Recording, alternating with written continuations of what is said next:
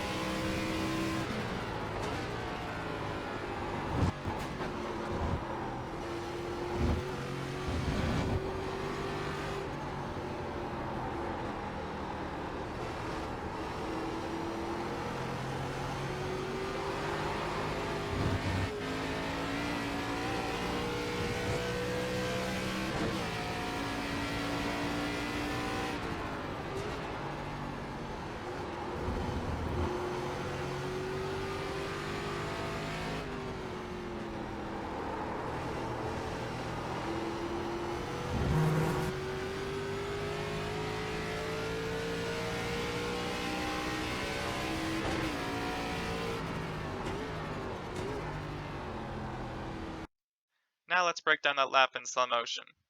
So as we start our lap here, crossing the finish line, getting a good exit out of the final corner, we're going to be shifting up from third to fourth just as we cross the finish line, then looking over to the left-hand side for our brake markers. As we're passing the fence here, we're going to be passing this light on the left-hand side, and just between that and the 300 sign, we're going to be getting on the brakes, so basically around like the 350 mark, getting around like 80% brake pressure, downshifting the second quite early, downshift to second there, and then starting to trail off the brake, getting the car rotated into the corner, trying to get a bit of the inside curb but not too much of it to prevent the car getting unsettled. And as we start to accelerate, being careful not to get back to full throttle before the wheel's fully straight. Using up a lot of the curb through here, and as we start to turn into the S's here, getting off the gas just to make sure the car is quite balanced and the rear won't start to get too loose. You can see we're going to be keeping partial throttle throughout this whole S's section. And as we get to the top of the crest here, I'm actually trying to not get a wide approach because as we're getting over this crest, if you start putting in too much wheel, the rear of the car is going to start to step out. So I'm trying to actually stay in the middle here. That way I don't have to put in too much wheel. You can see very little throttle at the top of the hill, very little wheel. And as we get to the top of the crest here, starting to get back to full throttle, but only for a second. We're back to like 90% throttle for a second there because again, the car still isn't stable at this point. Trying to get a wide exit through here, no reason to pinch off the corner, trying to open up the wheel as we're going full throttle, using up all the track on exit here. As we go down the back straight here, looking for our brake marker on the left-hand side, and as we approach the signs here, we're going to be braking just before the 500-meter sign.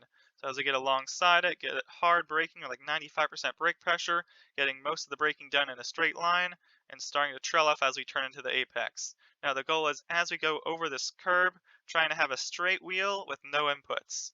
And once we land, small tap of the brakes here, and turn into the corner.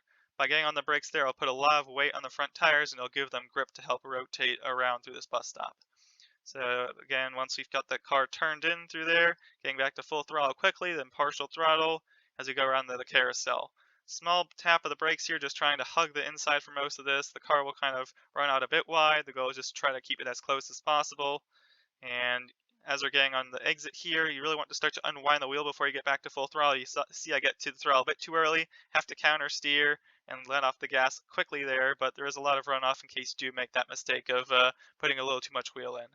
So as we go down another long straight before the next to last corner here, looking on the right hand side of the track, and you can see that there's this transition from asphalt to grass. We're going to be braking like a car length after that transition. So car length after, then getting on the brakes. Once again, around like 80-90% brake pressure, down to third gear, trailing off and trying to get as much of this curve as possible, trying to avoid the grass though. Partial throttle on corner exit, and as we approach the final corner, getting on the brakes just as we approach the end of like this tire barrier here. So we get to the end of the tire barrier, around 60% brake pressure, once again trailing off, trying not to get too much of this inside curve as it will kind of rotate the car too much. Once again, partial throttle, just trying to control getting as close to the wall as possible, and that's a lap around Watkins Glen. So hopefully that track guide was helpful. And as we get to the line, that was a 113.169. So now I'm going to play that lap one more time from chase view so you can understand the lines. But hopefully this track guide was useful, and thanks for watching.